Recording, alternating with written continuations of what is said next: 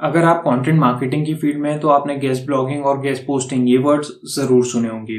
But guest blogging होता क्या है, इसकी इंपॉर्टेंस क्या है, क्यों इसे करना चाहिए और एसईओ में इसके क्या फायदे हैं, आज के वीडियो में हम यही बातें करने वाले हैं। साथ में मैं इस वीडियो में बताऊंगा कि वो कौन से तरीके हैं जिससे आप इजीली गेस्ट पोस्टिंग के लिए, गेस्ट ब्लॉगिंग के लिए आइडियाज फाइंड कर सकते हैं। तो इस वीडियो को लास्ट तक जरूर देखिएगा।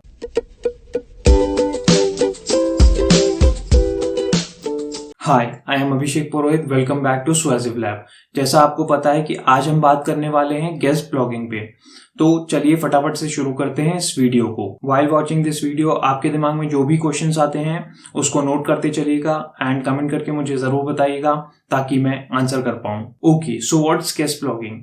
आई नो आपको इसका आंसर बेसिकली पता होगा, दैट्स गुड। बट अगर आप इस फील्ड में नए हैं और आपको नहीं पता है गेस्ट ब्लॉगिंग क्या होता है, तो उसके लिए फटाफट से देख लेते हैं व्हाट्स गेस्ट ब्लॉगिंग। सिंपली जब कोई पर्सन एज एन ऑथर किसी ऐसे ब्लॉग के लिए लिखता है जिसे वो ओन नहीं करता है, दैट्स कॉल्ड गेस्ट ब्लॉगिंग। चलिए इसको समझने के लिए एक ऑफलाइन वर्ल्ड का एग्जांपल लेते हैं ताकि ये अच्छे से समझ में आ जाए।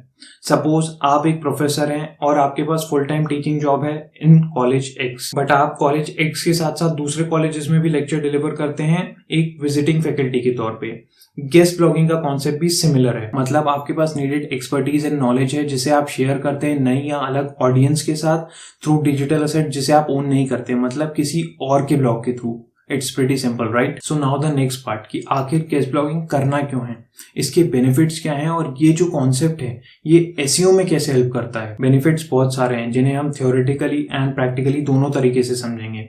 But before moving on in this video, एक quick reminder, skip any portion of this video at your own risk. तो चलिए कंटिन्यू करते हैं ऊपर वाले एग्जांपल के साथ। क्या होगा इससे अगर आप कॉलेज एक्स के साथ साथ दूसरे लीडिंग कॉलेजेस में जाके गेस्ट फैकल्टी के तौर पे अगर लेक्चर्स डिलीवर करेंगे, तो ऑफ कोर्स आपको ज्यादा लोग जानने लगेंगे एंड आपके पास ज्यादा ऑप्शंस होंगे टू डेमोन्स्ट्रेट या command on the subject. Plus ऐसे बहुत सारे स्टूडेंट्स होंगे जो आपको पसंद करने लग जाएंगे उन कॉलेजेस में जहां आप गेस्ट फैकल्टी के तौर पे जाते हैं, विच मीन्स कि आपकी पर्सनल रिकॉग्निशन भी बढ़ेगी एंड कॉलेज एक्स जहां पे आप फुल टाइम फैकल्टी हैं उसके लिए भी फेम अर्न करेंगे। और यही सारे बेनिफिट्स ऑनलाइन वर्ल्ड में आपको मिलते हैं जब आप गेस्ट ब्लॉगिंग को अपनी कंटेंट स्ट्रैटेजी का हिस्सा बनाते हैं। ओके, तो आप थ्योरेटिकली तो समझ गए होंगे कि क्या बेनिफिट्स होते हैं गेस्ट ब्लॉगिंग के। Yes, number 1, brand building. Guest blogging बहुत ही अच्छा तरीका है to build brand on personal and business level. Second, guest blogging बहुत ही अच्छा तरीका है सॉलिड बैकलिंक प्रोफाइल क्रिएट करने का, अगर आप इसको स्ट्रैटेजिकली यूज करें तो। फर्दर अगर आप गेस्ट ब्लॉगिंग कर रहे हैं तो आपके पास फेयर चांस है कि आप अपने ब्लॉग तक ज्यादा ट्रैफिक ला पाएंगे सिर्फ अवेयरनेस इंक्रीज करने से। इवन जितने भी आपको बैकलिंक्स मिले हैं वो नो फॉलो या स्पॉन्सर्ड हो तो भी। बिफोर मूविंग अहेड, एक बहुत जरूरी बात, क्योंकि गेस्ट ब्लॉगिंग बहुत सारे तरीके से आपको हेल्प करती है, तो आप ये याद रखें कि उसको सिर्फ एसईओ का एक मेथड बना के ना छोड़ दें, क्योंकि ये उसका कोर पर्पस नहीं है।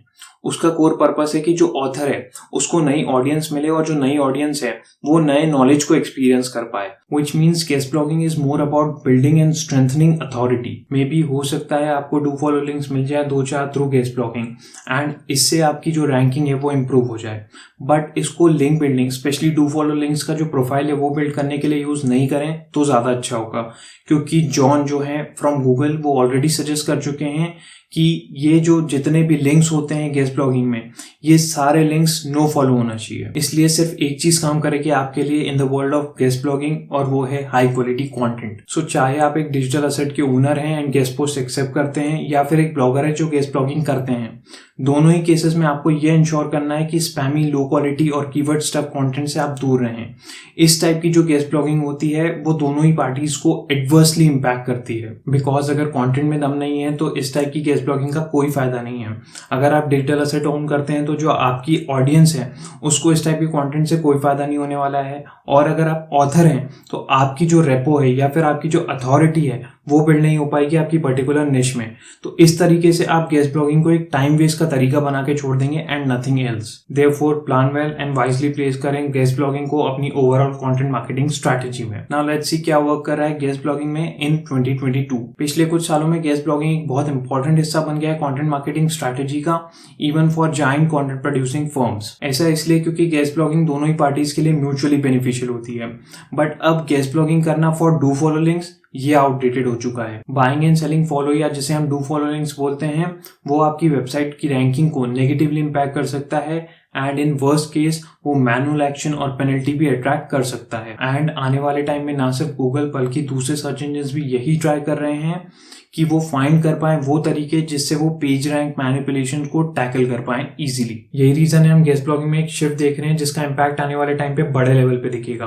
एंड वो शिफ्ट है कि जो गेस्ट ब्लॉगिंग का एम्फेसिस है वो अब शिफ्ट हो रहा है कोर फीचर्स की तरफ, ना कि पेज रैंक और एसईओ के लिए अब गेस्ट ब्लॉगिंग की जा रही है, क्योंकि एसईओ भी तभी पे ऑफ करेगा जब आपकी कंटेंट क्वालिटी अच्छी होगी। तो चलिए गेस्ट ब्लॉगिंग के कुछ एग्जांपल्स देखते हैं हम। आज के टाइम पे बहुत सारे लोग गेस्ट ब्लॉगिंग कर रहे हैं, बट जरूरी नहीं है कि जितने लोग गेस्ट ब्लॉगिंग कर रहे हैं वो उसे सही तरीके से कर रहे हूं। Well, I have 2 examples. ये केस स्टडीज हैं उन 2 लोगों की जिनने गेस्ट ब्लॉगिंग को यूज किया और उससे बेनिफिट्स रीप किए हैं। इसको समझाने की जगह मैंने इन दोनों केस स्टडीज के लिंक डिस्क्रिप्शन बॉक्स में दे दिए हैं, तो आप जाके चेक कर सकते हैं और पता लगा सकते हैं कि गेस्ट ब्लॉगिंग सही तरीके से कैसे करके और आप कैसे उससे बेनिफिट ले सकते हैं। तो चलिए बढ़ते हैं नेक्स्ट इंपॉर्टेंट पॉइंट की तरफ, और वो है कि गेस्ट ब्लॉगिंग के लिए ब्लॉग पोस्ट आइडियाज कहां से लाएं। तो आपको गेस्ट ब्लॉगिंग करनी है, but what about ideas, topics कहां से आएंगे? इसकी क्लैरिटी ना होना एक बहुत बड़ा ऑब्स्टेकल है और ये बहुत नॉर्मल है। For this I am suggesting you some simple ways. Ideas पे काम करने से पहले अपनी निश में अवेलेबल अपॉर्चुनिटीज के बारे में पता लगाइए कि आप कहाँ गेस्ट ब्लॉगिंग कर सकते हैं। सारी अवेलेबल अपॉर्चुनिटीज की लिस्ट बनाने के बाद आप उसको एनालाइज कीजिए और जितने भी फीजिबल ऑप्शंस आपको लगते हैं उनको शॉर्टलिस्ट कर लीजिए। देन जितने भी शॉर्टलिस्टेड ब्लॉग्स हैं उनको स्कैन कीजिए और पता लगाइए कि उनके कंटेंट में अभी गैप कहाँ है और कैसे आप उस गैप को फिल कर सकते हैं अपने कंटेंट से। कांग्रेट्स, इस तरीके से आपको अपना टॉपिक मिल जाएगा। वैसे ऐसे और भी प्लेटफॉर्म्स हैं जिन पे आप पेन पॉइंट्स के बारे में पता लगा सकते हैं या फिर टॉपिक रिसर्च कर सकते हैं।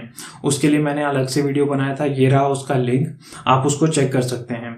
मैंने उसमें बहुत सारे तरीके बताए हैं जिसके थ्रू आप पेन पॉइंट्स पता लगा के अपने खुद के टॉपिक आइडियाज जनरेट कर सकते हैं। Last but important point, cross check. जी हाँ, जैसे आपको टॉपिक आइडियाज मिल जाते हैं वैसे ही पब्लिशर को पिच मत कर दीजिए, और अगर कंटेंट डायरेक्टली सबमिट करने का ऑप्शन है तो उसको क्रिएट करके डायरेक्टली सबमिट मत कर दीजिए। इंस्टेड आपने जो पब्लिशर चुना है उसके ब्लॉग को जाके चेक कीजिए कि आपने जो टॉपिक चुना है उस टाइप के टॉपिक से मिलता जुलता कोई कंटेंट उस पब्लिशर के ब्लॉग पे ऑलरेडी अवेलेबल तो नहीं है। अगर आपको एग्जिस्टिंग कंटेंट मिल जाता है अपने टॉपिक से रिलेटेड उस ब्लॉग पे, तो आप 2 चीजें कर सकते हैं। फर्स्ट, या तो आप टॉपिक चेंज कर दीजिए, एंड सेकेंड, आप रिसर्च करके पता लगाइए कि जो एग्जिस्टिंग कंटेंट है उसमें कहाँ गैप्स हैं और आप उसको कैसे फिल करके उससे अच्छा कंटेंट उसी टॉपिक पे बना सकते हैं, और उसी के बाद प्रोसीड कीजिए। क्योंकि गेस्ट ब्लॉगिंग में हमेशा हमारा गोल एक ही होना चाहिए, वो है कि पब्लिशर की जो ऑडियंस है उसको बेनिफिट हो, और वो बेनिफिट तभी होगा जब आपका जो कंटेंट है वो मीनिंगफुल और यूनिक होगा। आज के लिए इतना ही, बट वेट, अभी हमारा टॉपिक कंप्लीट नहीं हुआ है। I will be up with the second part soon, जिसमें मैं बात करूंगा कि गेस्ट ब्लॉगिंग के लिए टेम्पलेट कैसे बना सकते हैं आप, गेस्ट ब्लॉगिंग में आप अपॉर्चुनिटीज कैसे ढूंढ सकते हैं, and much more. So stay tuned. Channel को सब्सक्राइब नहीं किया है तो अभी कर लीजिएगा। इन्फॉर्मेशन अच्छी लगी है तो वीडियो को लाइक और शेयर करना मत भूलिएगा।